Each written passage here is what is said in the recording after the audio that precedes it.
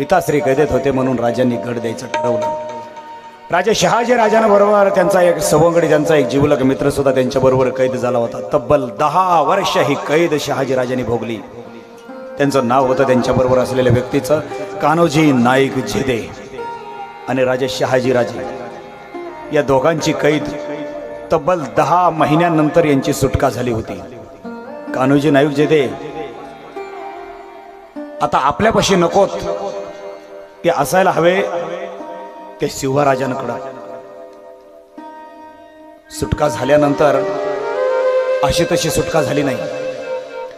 बादशहानं शहाजी राजांना हत्ती दिला, घोडा दिला, तलवार दिली, पालखी दिली, मान सन्मान करून शहाजी राजाला सोडून दिलं. आता एवढा मान सन्मान करायचं कारण काय?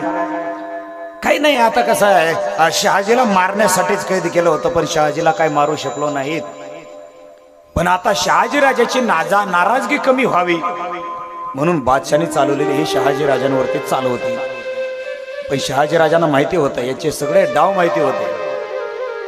कितीही गोड गोळासारखे बोलले तर हे किती कडवट आहेत आणि किती विषारी आहेत हे शहाजी राजांना सांगायची गरज नव्हती. गेले कित्येक वर्ष हे त्यांच्या दरबारात काम करत होते, त्यामुळे सगळं माहिती होतं. राजा शहाजी राजा कान्होजी नाईक जेदेना म्हणतात, कान्होजी जगलो वाचलो, माय जगदंबेची कृपा, एक कराल? बोला राजा. महाराज साहेब तुम्ही सांगावा आणि आम्ही तुमचा शब्द असा पेलाव. बघा, बोला काय करायचं बोला. कान्होजीराव आम्हा सैसे आपणास वाटते की आपण सह्याद्रीमध्ये जावे, शिवराजांपाशी.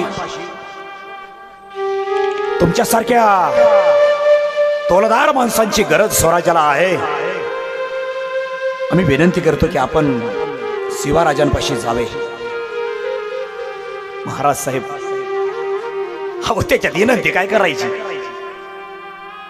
अहो तुम्ही शब्द प्याकावा आणि आम्ही ज्याला वय आमचं कामच आहे, काळजी नसावी. पण महाराज साहेब तुम्ही तुमची काळजी घ्या. अहो हवं यांचा काय बी भरोसा नाही हो. यांना कसली माया नाही, यांना कसली दया नाही. महाराज साहेब अहो आपल्याकडे परप्रांतातली एखादी माय माऊली आली तरी आपले लोक तिला आई सारखं पाहतात, बहिणी सारखं पाहतात. आई चुलत बहिणीवर लग्न करणारे माणसं, यांना काय अक्कल? कान्होजी त्यांच्या प्रथांचं आपल्याला काय करायचे? त्यांच्या धर्माने त्यांना काय शिकवले आहे त्याचे आपण ते का सांगावे?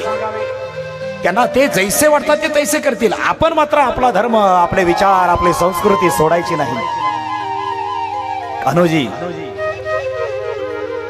कान्होजी घरातला माणूस जर चुकला करता तर घर बर्बाद होतं.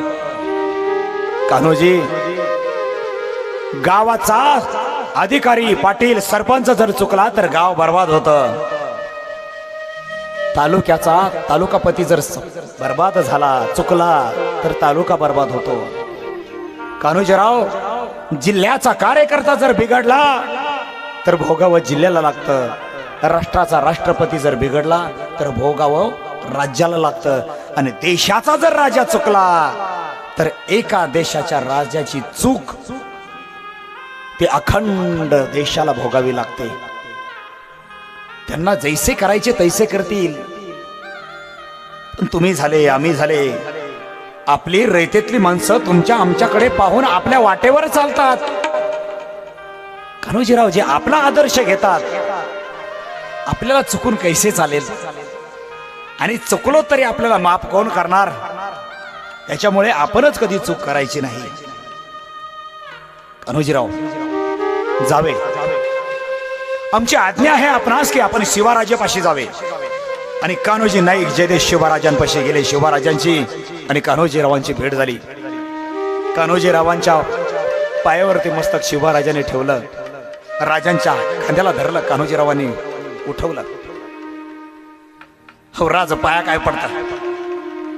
काका वडिलांबरोबर कैदेत होतात, वडिलांच्याच जागी आहात.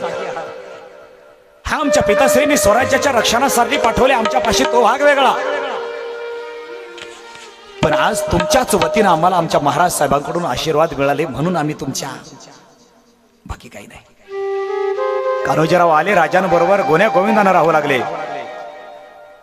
मा साहेब शिवबाराजांनी घेतला आणि काही मावळ्या सहित आपल्या पतीला सोडलं म्हणून एखाद्या हर हर महादेवाच्या दर्शनाला जावं म्हणून आऊसाहेबांनी ठरवलं. कुठं जायचं? आपला नवरा जरी असला तरी नवऱ्याला भेटायला जाऊ शकत नाही, त्यांनाही इकडे येण्याचा परवाना नाही.